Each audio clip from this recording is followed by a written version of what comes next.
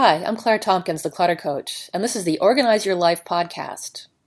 I am passionate about organizing because it makes my clients' lives so much easier, more relaxed, and with more time to spend the way they want to. That's what organizing is all about, not about being neat or having the right containers. It's about getting more time for what matters to you. My specialty is chunking down this big topic so it's not overwhelming. That's the concept behind my book, 5 Minutes to a Relaxing Bedroom. And that's the concept for this podcast, too, which is based on my first book, 52 Simple Ways to Get Organized. Both books are available on my website and on Amazon. I work with clients in person in the Berkeley, California area and via email and Skype, so you don't have to be local to work with me. With my help, your home will become a place you love and welcome guests into. Your office will be a place for being energized and productive. Visit the Hire tab on my website or email me at claire@cluttercoach.net.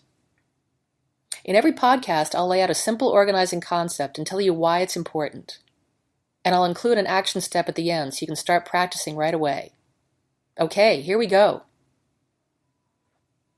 I'm having a Christmas sale. I'm selling my new audio program, 7 Steps to Successful Organizing, for the low price of $29. Usually it's $49. That's a pretty big discount. The audio program is based on the e-course that I offer for free on my website, but this one is longer, it's much more in-depth, and it includes handouts so that you can be even more successful with it. So, to find it, go to my website, cluttercoach.net, and click on the Shop tab. Note that this will be on sale through December 31st, 2016. Today's topic is not in my book. It's about creating a master list of to-dos. This list contains all of your to-dos, whether or not you've got time to get them done. Usually they're important, but not important enough to escalate them to the to-do list. Maybe their time hasn't quite come yet. Maybe they have to wait till other projects get completed. You don't want to forget about them, but they have no business on your current to-do list. Your to-do list, as you'll recall from podcast 28, must be short and concise. The master list is a very different animal. For many folks, especially you creative types, it's going to get big and gnarly because there's so much that you want to do. But don't be afraid of it. Think of it as your little treasure chest. You have all your fabulous ideas stored carefully away in here so they won't get lost. Here are 3 ways to think of the master to-do list. They don't contradict each other. They're different angles, one of which may appeal to you more than the others. The first idea is that the master list is a brain dump. It contains everything you ever want to do or be or have. To learn French, to travel to Morocco, write your book, sew buttons on a jacket, collaborate on a project, invite friends over more often, remodel the bathroom, stuff like that. You can separate personal from business, but since those overlap in our lives so much, having to stop and figure out which list to use makes it really just not worth doing. If you want, though, you can use symbols in the margin of your list to categorize your tasks. A brain dump is kind of like stream of consciousness writing. You want to get ideas out of all the nooks and crannies in your mind and down on paper or in your computer. Items don't have to be phrased a certain way. They don't have to be consistently written. You don't need to use action verbs the way you do on your to-do list. Speed is good because you don't want your conscious mind starting to censor what you write before you can capture it.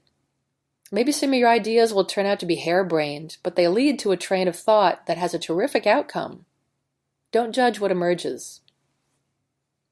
The second idea is to use the master list as a parking lot. Use it to stash items that you aren't ready to put on your to-do list. This is particularly helpful if you're a divergent thinker. Whenever you come up with ideas, you come up with a whole bunch, and you can't pursue all of them at once. They come fast and furious without giving you time to evaluate them anyway. You want to make sure that they get captured so you can go back later, once the idea train stops, and vet them. Flush them out if necessary. Once you've got them recorded in an intelligible form, you can prioritize them and decide which one makes the most sense to start doing. But, as we know, things change. You may get started on the best idea, but things happen that make another idea a better fit, and you'll have it there to refer back to. The third way to look at the master list is a spot for reminders. Maybe the ideas that pop into your head are a little insubstantial. Maybe they're more conceptual or abstract, or they're very broad. They're really not projects exactly. Some examples of these are developing more patience with your coworkers, or a big thing like reflecting on your values or your legacy. Again, you don't have to fit these into any kind of format or category. You're recording ideas so you don't forget them. But you're also trying to clear out space in your brain. All the ideas you have that you aren't acting on are crowded in there with the ones you are acting on. That creates distraction. It creates mental clutter. You give your mind permission to stop reminding you of something when you record it in a trusted place. I mentioned this concept last time in my podcast about the not to-do list. Now, how do you use this master list? It's a good idea to review it regularly to see if there are any projects that need to be promoted to your current projects list. Remember that the projects list is not the same as your to-do list. You can't do a project. You can only do a task. If your project is to learn French this winter, your first to-do list entry is going to be buy the audiobook. Once that's done, add your next to-do. Listen to the audiobook in the car on the way to the meeting tomorrow. Okay, your task this week is to start that list. You could use a notebook, Evernote, or the app of your choice. But just use one. It might get really long, but you want your list all in one spot for easy reference and to make it easier to find. Hey, thanks for listening. I'm Claire Tompkins, the Clutter Coach. If you like the show, I'd love it if you'd leave a rating and review in iTunes. You can subscribe, too, so the podcast will be ready and waiting for you to listen to. The show is available on SoundCloud and Stitcher as well. You'll find the show notes on my blog at www.cluttercoach.net, and you can check out my store to find books I've written and books and products I recommend, and some freebies, too. I work with folks in their homes and offices to bust clutter and get them organized so they can stay that way easily. Get in touch and find out how I can help you.